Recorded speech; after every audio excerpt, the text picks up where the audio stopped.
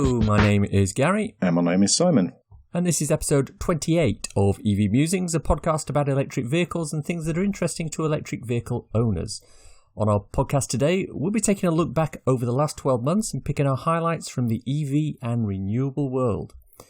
But before we get started, I want to ask you, Simon, did you see that the MG ZS EV got a 5-star safety rating, even though the similar fossil fuel version only got 3 stars? It is interesting that recently, the point of removing, I suppose a fossil fuel engine that burns combustible fuel makes a car safer. Who would have thought? Ridiculous. I mean, they've obviously allowed for better crumple zones because of that, and the low-mounted battery aids in the side impact. But it's got to be that. I mean, you're taking two of the fundamental big things: the engine, which has got oil in it, and the fuel tank, which has got combustible fuel in it, and you're taking those out of the equation and putting a much safer, lower centre of gravity battery-based car in its place. So it's interesting. I think these are only going to get better, especially the ones like this one. Obviously, you've got an equivalent avenue of a fossil fuel one that is being sold alongside the electric one, and it's interesting. But you kind of almost would have thought as well that they'd look at that and go, maybe we should make our fossil fuel cars either non-existent or actually safer. Well, you'd think so, but, I do find it interesting how they've got the same basic design, the same basic footprint, and yet it's 2 whole safety stars better than the underlying fossil fuel. And as you say, they've done something, whether it's the fact that the engines come out and they've got better crumple zones or the lower mounted batteries. I'm not bothered how they've done it. I'm just glad they have. And it's another example of EVs being superior to internal combustion engines. Absolutely. Our feature topic today, well, it's the last 12 months. Personally, the last 12 months have been very interesting for me from an EV or renewable point of view because, amongst other things, I got my first electric car. I moved to a renewable energy supplier. I started a podcast about EVs and things that are interesting to EV owners, along with you, Simon. So I wanted to pick on a couple of the highlights and maybe remind listeners of some of the great things that happened. As we were putting this list together, I realised that it was actually quite a pivotal year for EVs. This was the year the Tesla Model 3 was released in the UK and Europe. It was the year that longer range EVs became the norm, the I-Pace, the Kona, the EQC, e-Niro, e-tron, etc. And it was the year that a lot of the major charger rollouts started to occur. It also meant it was quite difficult to pick specific highlights of the year. Yeah, I mean, for me, there has been some absolutely great highlights as well. I mean, those obviously you've mentioned, Gary, and I've really got into electric cars and electric mobility in general this year. From, I think it's now almost coming up for 2 years next year, I've owned my electric car, started a YouTube channel 1.5 years. That seems to be gaining some ground. Some of the events and people that we've met this year have just been amazing. It's, I don't know about you, but like not knowing anything really too much about electric cars or electric transport and things like that, and not, having this kind of wider circle of, we always call it like the electric family, but it is exactly that. Over this last sort of 1.5 years to almost 2 years, it's the amount of people that you and myself have met has just been amazing.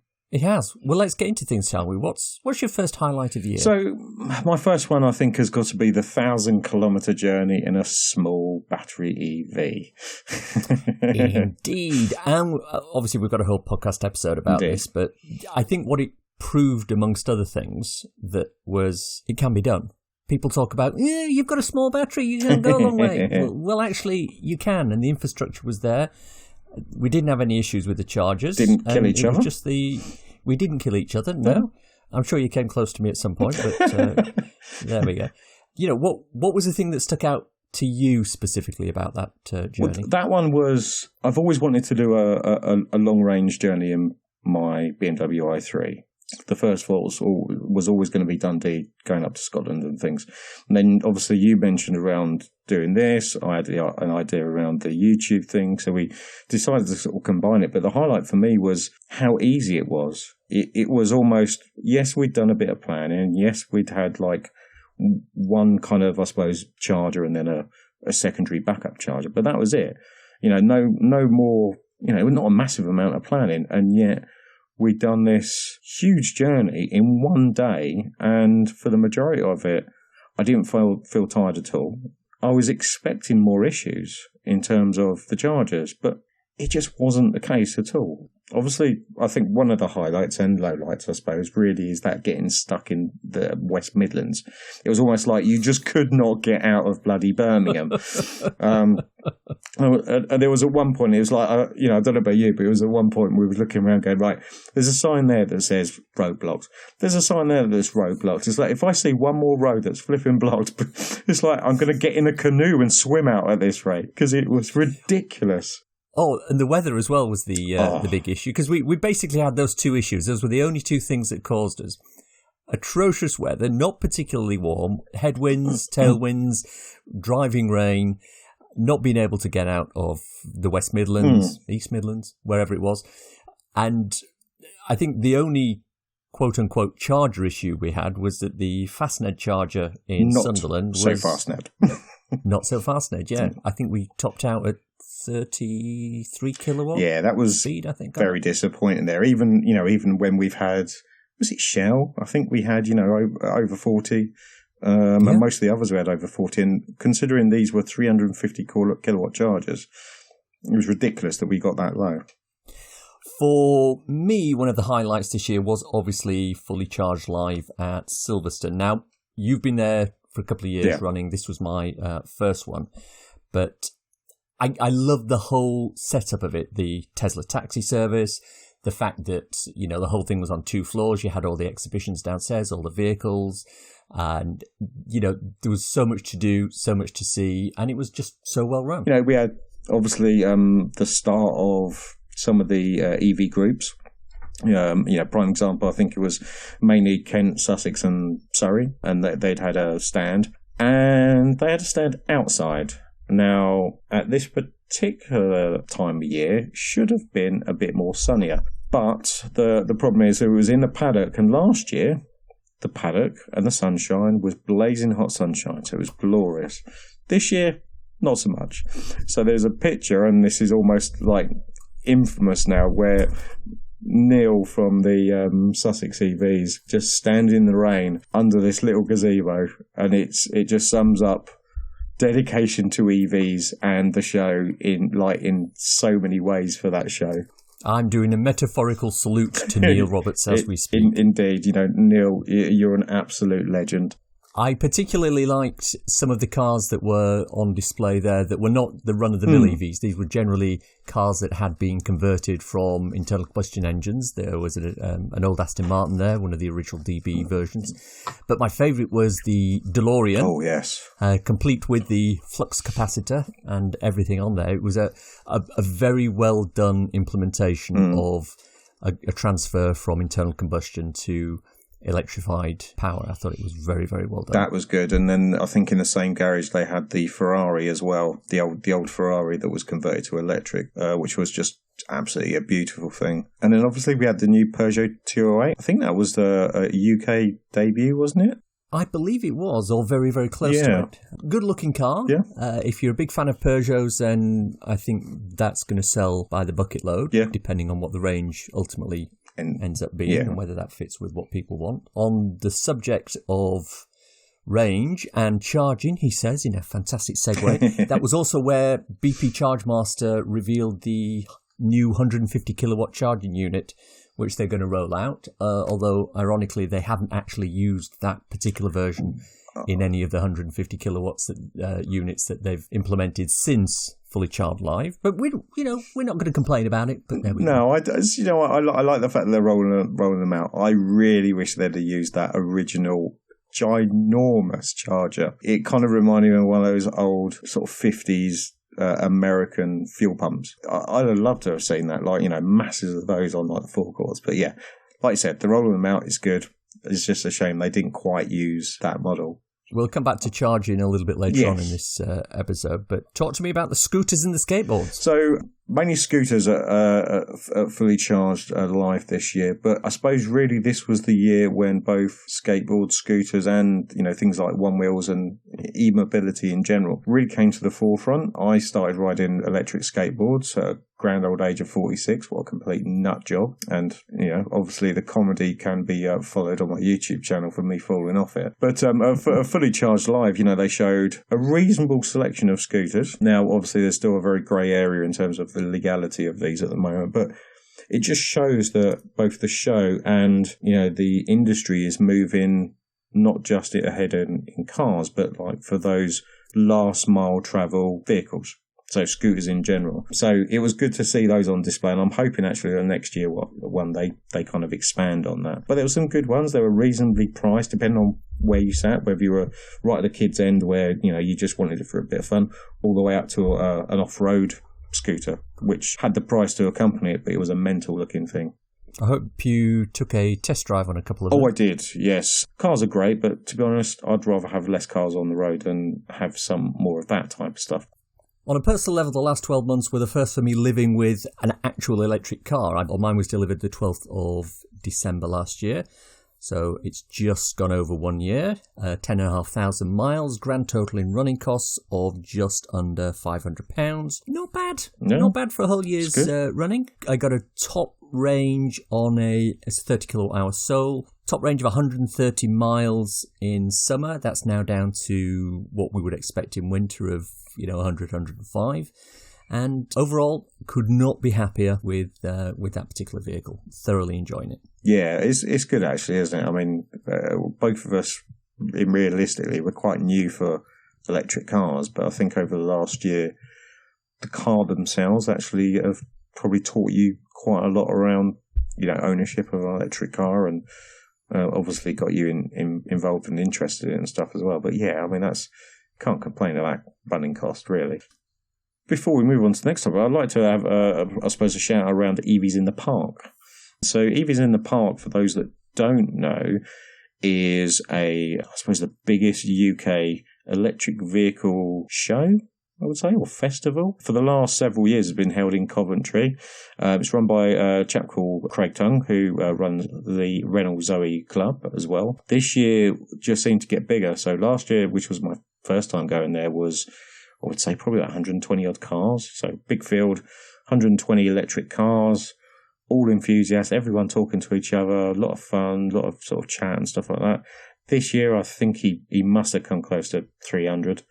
And we pretty much filled the entire Coventry. There's like a big park within Memorial Park in the middle of Coventry.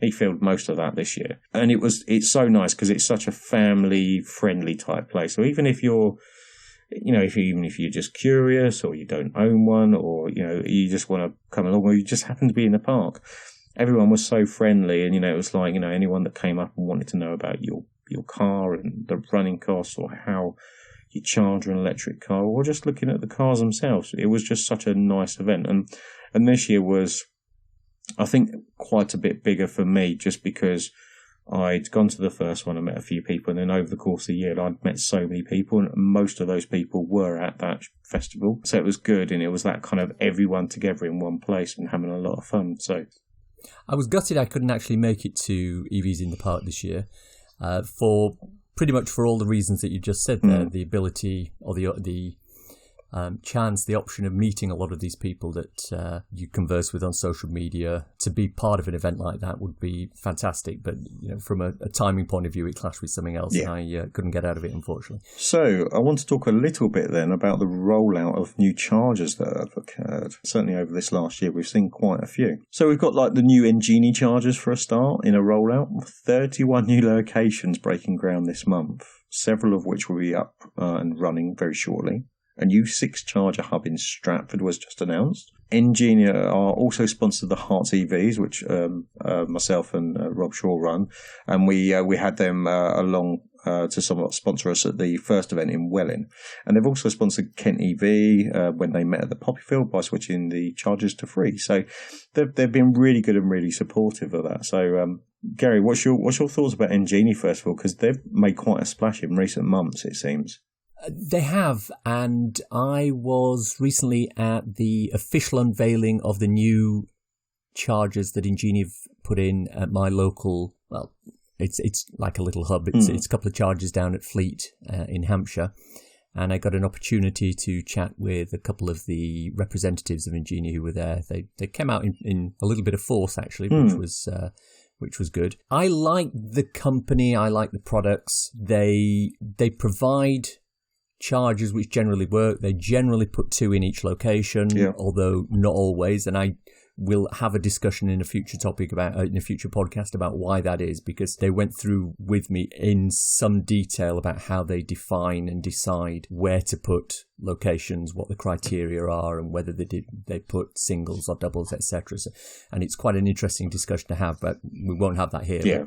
The fact that they're doing the work, they've got people out there constantly looking for new potential locations. In fact, I spoke with the guy whose responsibility was to actually locate and speak with the landowners, to actually get the permission to go and speak to them, to tell them what the business proposal is. Because I don't know whether you know, but Ingenie cover the cost of the implementation, they cover the capex, they cover the running costs, and they do a profit share with whichever company it is that are actually providing the land. So for the Marston's pubs, for example, it costs Marston's nothing to have them installed, and they get a cut of the profits or income, I'm not sure, but they get a cut of the money. So it's a no-brainer, basically, for someone like Marston's to do something like that. So Ingenie, fabulous company. They recently came top of lists of the best charge providers in the country. All the usual suspects were on there, but for some of the reasons I've just talked about, Ingenie came out way up there. Now, the next one who came up were our good friends BP Chargemaster, and of course they have recently started rolling out the 150 kilowatt chargers. Yeah, indeed. And you and I went down to the quote-unquote mini hub, which has the 4 chargers down at Hammersmith. How did we enjoy that? That was really good. I mean, me and you went down there, and the setup is really good, I think. And it's anyone that hasn't been to this one, this particular BP garage is quite a big forecourt. So there's quite a lot of room for these 4 big 150 kilowatts. And they also had a 50 kilowatt, which unfortunately at the time wasn't working. It was interesting when we turned up, or certainly when I met you, all of a sudden there was like a flood of taxis that turned up because they knew it was on free charge, and they knew that this new charger had gone live. So they were all charging away. It seems a good location, but I even when it goes off free, I don't know if that's happened yet. It still worries me that those taxis may hog those chargers, but the setup was good. The price was reasonable for these speed chargers. Now it seems to be quite the norm in terms of the cost. It was easy to use, and generally the services are kind of what you expect now from the actual garage shop. They're not spectacular, but you can get a reasonably decent coffee and something to eat. So it has, I think, generally the stuff that you need there. They just maybe need to consider that a little bit more of the amenities that are at these sites. They're finally doing what they said that they were going to do, and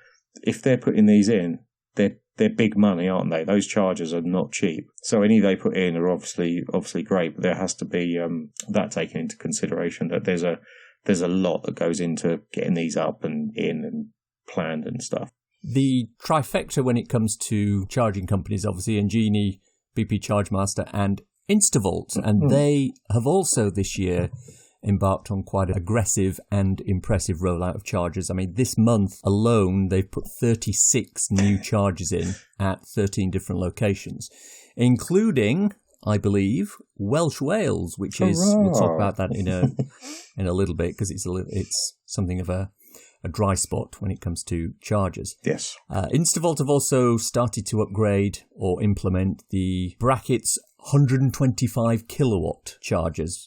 They're not actually 125 kilowatts, they're 62.5 kilowatts, but they put 2 of them in the same location and then connect them with a cable, which allows effectively 125 kilowatts to come through. Again, one of the best kinds of chargers there is out on the market. Wet contactless, quick, reliable. That's the big thing. I mean, I've used, I'll be honest, I haven't used a huge number of Instavolts, and I've only ever had one that didn't charge up, but because there's always 2 at a location, I just moved to the next one and it wasn't a problem. Yeah. So, we've had the Ingenie rollout, we've had the 150 kilowatt BP Chargemaster rollout, we've had the Instavolt rollout. Podpoint have obviously decided they're going to go in and put chargers at some of the larger Tesco sites. Ionity have come into the UK. They've put a couple out including up at the Milton Keynes hub. Yeah, that was interesting. Hopefully, I'm a friend of the podcast, Gary Wales, has taken delivery of his Model 3. I was out in it today. And after Christmas, we're going to do a quick run up to Milton Keynes and try out the Ionity chargers there. So excellent. Hopefully, so by the time you listen to this, we should have actually been out and done that, which is good. Yeah, no, that's good. That's interesting with the Ionity as well, because obviously them turn up in the MK hub was a bit of a surprise. And now more of a surprise that they're starting to turn up in some motorway services like Peterborough. We did hear that they had big plans for the rollout, and they've done a couple of locations. I don't think they've done anywhere near as many as they originally promised. But to be fair, they've also been rolling out huge numbers on the continent. So, we've got to cut them a little bit of slack. And now the EV Musings Twitter account, Musings EV, tends to retweet any notifications of new rapids that are put out by the main players. So, if you follow us on Twitter, you can get an update. The one thing that we do have to say when it comes to chargers is there's still a few black spots in the country, areas where the chargers are few and far between. Central Wales is an example. Parts of Devon are devoid of chargers, and large amounts of Norfolk. I mean, if you get to Norwich itself, it's not bad, but outside of Norwich, there are gaps, shall we say? Indeed. Let's address the elephant in the room, and it's a sizable elephant with really large feet that don't seem to be making much progress on anything. So, Ecotricity, or Ecotrosty as I like to call them, they've made zero progress this year. We were promised last year that big plans, upgraded chargers, better software on these, and just generally a better service. In that time, one new charger has been implemented in Oxford services. Currently rated at 5.5 on PlugShare due to issues. Zero progress everywhere else. The question is it time to go, Ecotricity? I think everybody agrees now they're holding up the progress big time of charger rollouts because they've got the hold on motorway service areas. So they need to either put the money where the mouth is or get out of there and let somebody else do it. Yeah, I mean, this has gone on far too long, and we've both had our various rants at different outlets for this. It's such a shame, and I've said this time and time again, and other people, other YouTubers and people on that have said this. None of us wanted Ecotricity to fail at all. In fact, we wanted it to succeed because obviously it benefits EV drivers and new EV drivers. But the fact that they had this stupid monopoly and grip on the motorway services, which meant other companies couldn't come in, and we know that Tesla paid a sizable amount of money to them to allow access so they can put their superchargers in. I don't know where that money has gone, because it certainly hasn't gone on their infrastructure. They've just made lots of promises and not delivered on any of it, and now all this infrastructure is coming around, and obviously some of the stuff that we've just mentioned. And it's looking embarrassing for this one great pioneering company that was at the forefront is now so far down and so far removed from their end users. They can't compete. Their service is bad. They just need to move aside. Personally, I can see over the next year, I don't think Ecotricity is going to be a thing. Moving on, one of the highlights of the year for me was the proliferation of EV groups around the country. I don't know the exact numbers that exist, but personally, I've been to meets held by groups in Sussex, Surrey, Oxford, Kent, and Hampshire, sometimes twice to each of those, generally in the nice weather between May and October. Yep.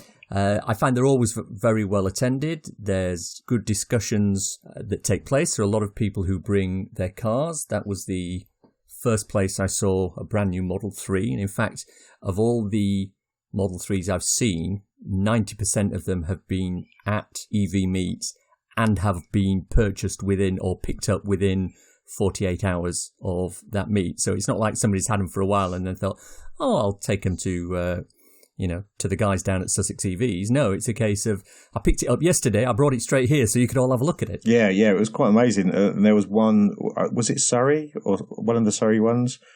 Mm-hmm. Like 3 of them turned up. And it was like, kid in a candy store time, wasn't it? It's like, which colour do we get in first? Yeah. I want to shout out to, we've already mentioned him once, Neil Roberts and Leanne from Sussex EVs.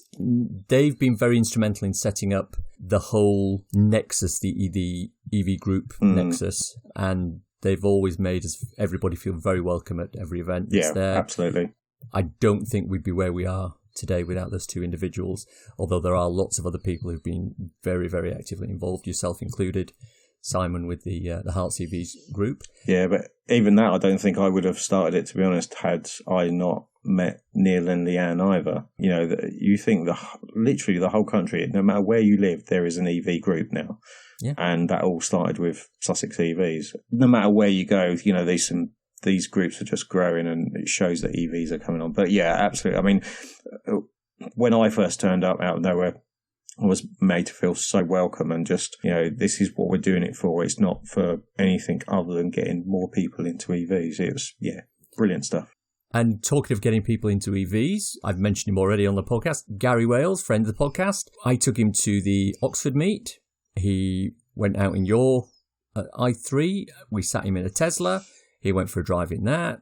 We gave him a launch. 2 weeks later, he put an order down, and he's now the proud owner of a Model 3. And I know there are other people who've turned up at EV meets who have kind of been curious but haven't bought one. And then after speaking to people, they've gone out and made a purchase. Maybe not a Tesla, might have been an i3, might have been a Leaf. It doesn't matter. It's getting more people into the vehicles themselves. And, you know, people who are new to it, who've come in and said things like, well, I've never used a rapid charger. How do they work? And, you know, we've been able to give them that information. That was one of the things I did at your first meeting in the, what was the pub in Welling? It was a Marston's one, but you know, it was again an NGD. But yeah, it was like you said, it was showing people that even if they've had an EV, they hadn't used a fast charger. And we had, like you said, we had people turn up that, I think one chap, he had a Mercedes plug-in hybrid and was going to it, and he just wanted to know more. So it was good, and it's places like that which is less intrusive, I think, and I think more purchases outside of the Tesla, I suppose, group. There's been more people purchased cars and EVs based on the meets rather than anywhere else, because it's a nice, friendly, you're not pressured into buying anything. You know, it's like, look, these are all the different type of cars. This is how easy it is. And you know, they walk away thinking, okay, yeah, this is doable. Of course, one of my highlights for the year was this particular podcast. We're now on 28 episodes, and as I look at our podcast host and pull down a few statistics, there have been over 3,000 individual downloads of the podcast across various streaming platforms. iTunes, Spotify, Stitcher, Google Play, YouTube, etc. The most popular in terms of downloads is episode 20, the roundtable session, followed by episode 24, your first day with an EV. I don't know why that surprised me, but yeah, and in fact, the roundtable one is quite a way ahead of all of the other ones. That was a fun one, actually. Apart from anything, we were all sitting in a car that quickly steamed up, and it looked quite sinister from the outside. Other highlights in terms of the podcast is Myths and Legends, which was episode 1. Still our number 3 all-time listened to episode, where we talked about some of the misunderstandings and downright lies that are perpetrated around electric vehicles. As I said, the round table was a highlight for me, and whichever episode it was, I think it was episode 9, where we talked about range anxiety, or charger anxiety, as we've rechristened it. It's still very much misunderstood and misquoted phenomena. When I talk to people who don't have EVs, that's the first thing that they always say, oh, what's going to happen? What are you going to do if you run out of electricity? And it's kind of, no, it doesn't happen. We also did the Model 3 bonus episode where you and I went to Brent Cross, and we basically took the audio from your YouTube video and released that out. That got a nice spike when it was first released. All very happy in a nice red, shiny new Model 3. On the subject of audio, whenever we record an episode, I have to go through the audio from Simon and myself and remove long pauses and and to make the episode flow. And after one episode, I gathered all these together and I put them into a simple individual small audio file of their own. And this is what that sounds like. I would people like I hope well I don't but the so I'm so I you know for and yeah the kid to be fair you know these you know even you know those either the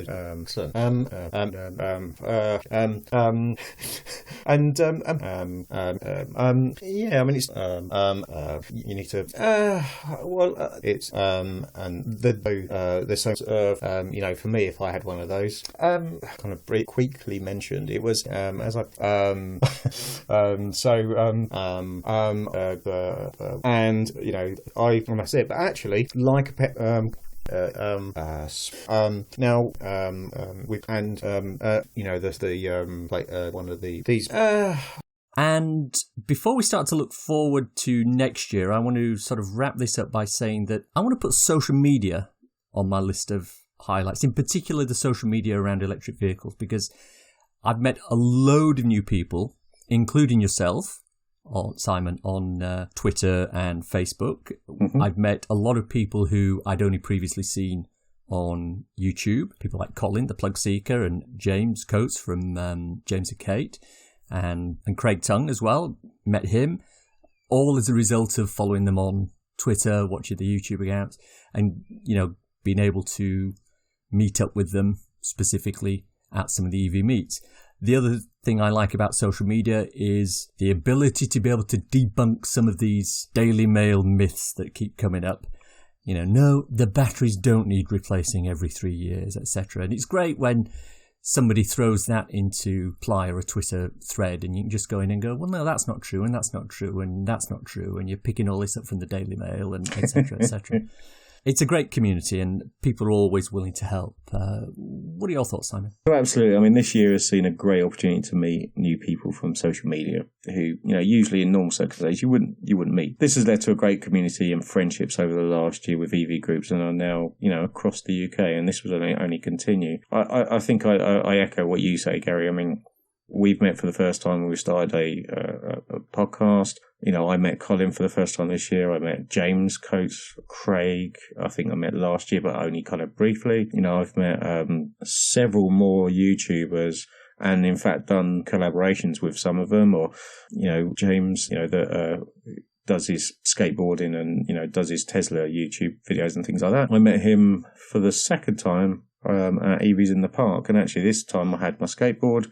They went out on that and they said, do you want to hang out and just go out on skateboards for a day? So it's stuff like that I wouldn't have had the opportunity to do. And yeah, we did film it and stuff, but I done it more because it was a lot of fun. But social media, like you said, has played a big part in that. It's played a big part in meeting the people that we've both met. And, you know, a lot of friendships and a lot of community that's happened over the last year within the EV groups. And like you said, you go onto Twitter, Facebook, wherever it is, and everyone's always willing to chip in. You know, if there's a new user that comes into the community and it's like, oh, I don't know how to do this, or I've got a problem with that, there's never a person that goes, don't be stupid, you know, you should know this. It's always, how can we help? What can we do? That's what I like about this more than anything. You know, people are scared of new technology and things like that. So it's good that there's a community out there that will just say, do you know what? Either come along to this next meet and we'll talk it through, or, you know, how can I help? And we've, you know, me and you have both actually gone and met people to sort of go through some of these things as well. So it's good. And I think the more that community grows, the more we can debunk those stupid myths that keep coming up, and hopefully that education piece will start. So as we come to the end of this section of the podcast, let's have a look forward to what we can expect to be happening in the EV and renewable space in the following year, in 2020. Talk to us about some of the potential new cars that are coming out, Simon. Yeah, so we've got many new cars on the horizon. The Honda E, the Porsche Taycan, the Corsa, the ID3, E208, E2008, and potentially the Model Y. Dare I say, at this point, I'll still be probably waiting another 2 years at least for my Cybertruck. So that's not next year, but I'm sure there'll be more hype about that next year. But I think there's going to be these are just the ones that are kind of quite in the forefront. But we know that there's loads more. Oh, the electric Mini. Yeah, the electric Mini that I went to see recently. There's one from Volvo. Polestar, isn't it? Polestar, that's it. And so that's due out next year as well. There's a few that, always say that we're competing with, like Tesla, Porsche Taycan being prime example. The Polestar, I think, have kind of done that as well. But then you've got quite a long range of like the Honda E and the ID3 and E2 i8, which are almost those, say, BMW i3 replacements. They're the smaller cars, but actually, in most cases, their batteries are either the same or better, and still a reasonable cost. So I think next year we'll start to see some good tiering of costs on cars. Certainly the new ones. It's, there's going to be I don't want to say reasonably priced, but there's going to be a decent price one for the lower end. There's going to be a mid tier, and I think then you're going to have your top tier like the Porsche Taycans and things like that. And Model Y, I think, if that does come out next year, which I think rumours suggest it will, that should hit some sort of mid-range mark as well somewhere. I'm not sure exactly where that's going to hit. I think, bearing in mind the Model X is probably still close to 100 grand. And the Model 3 is, top end spec is about 50, 55, something like that. So whether they'll sit somewhere in between there or there's a different price model, I don't know. But it'd be interesting to see some of these new ones. And I think next year is going to be quite a big push for electric cars, considering I think some of the laws change in terms of that next year as well, in terms of the emissions. And one of the other drivers is going to be the reduction of the benefits in kind tax. Yes. On vehicles at the moment. Cars of the price of, a mid-range BMW can cost £4,000 a year in tax. And if you then swap from that to a zero emissions vehicle, that goes down to zero tax on that. So from a fleet point of view, from a business point of view, from a company car point of view, that's going to make it very, very attractive to go towards an electric vehicle, and that's going to cause a spike in sales for those as well. Yeah, indeed. We're also going to have, as we mentioned earlier, a continued rollout of new chargers. And Genie, as we've said, they've got 31 sites breaking ground this month, right the way across the country, and they'll gradually come online throughout the next year. We've had the BP ChargeMaster rollout of their 150 kilowatt chargers at the BP-owned petrol stations. Also, Ionity, we hope, will continue their rollout of their high-power chargers. Instavolt are going to step up as well. Between them, I'm expecting the number of Rapids in the UK to double over the next couple of years, which is going to be good for everybody. And the big question we're going to have is, will GridServe get round to actually opening their hub in Braintree?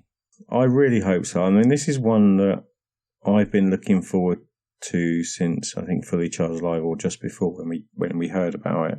And there's been a lot of hype. There's been a lot of marketing spiel. There's been a lot of talk. There was big talk at Fully Charged. But we haven't seen much. And all the answers we're getting back now, which is, I don't know whether it's worrying or not, is news is coming. We've got to deal with the site that we're putting it on and things like that. It's like, but this was, I believe, was meant to open around March, April time next year.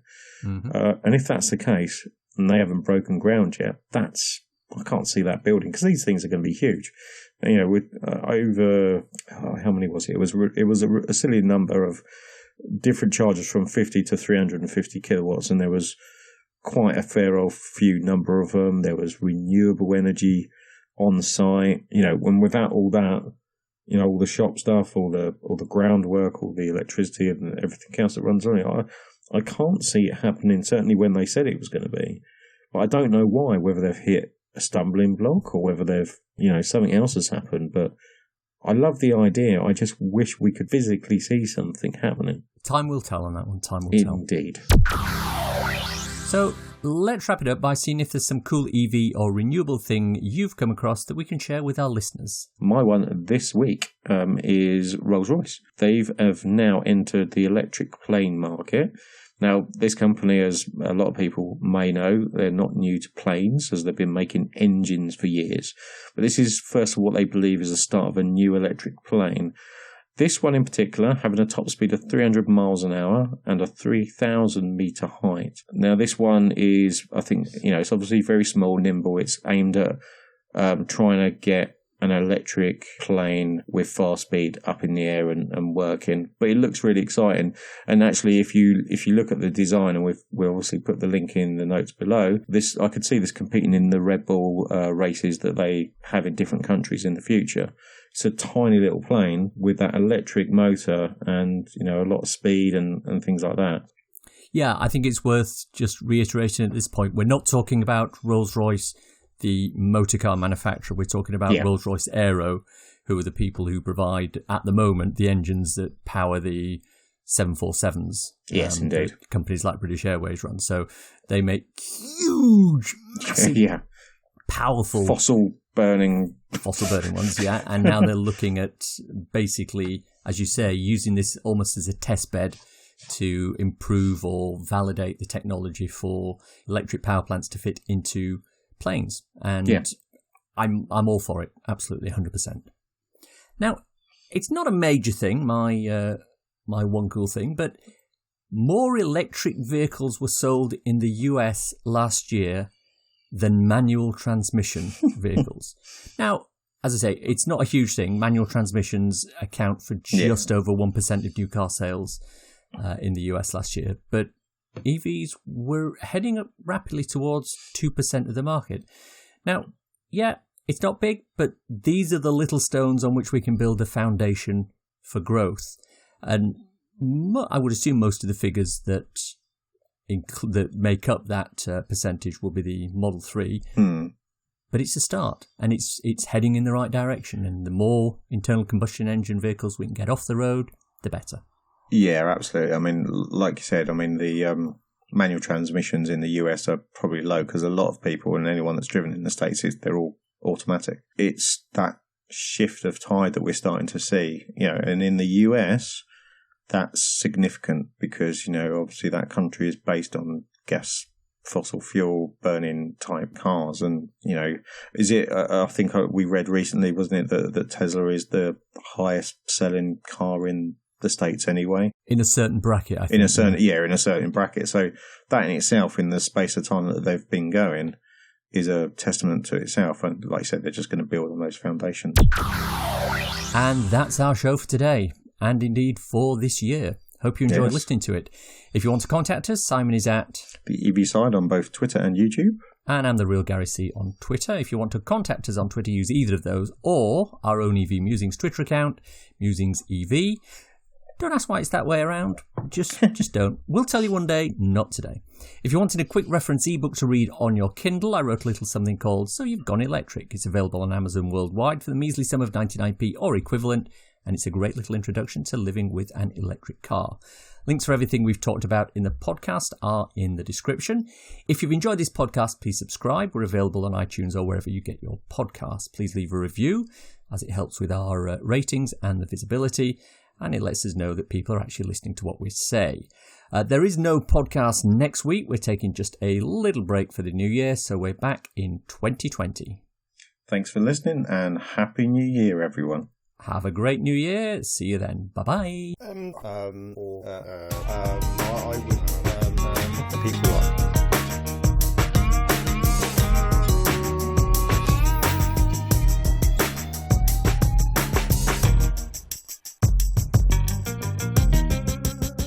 These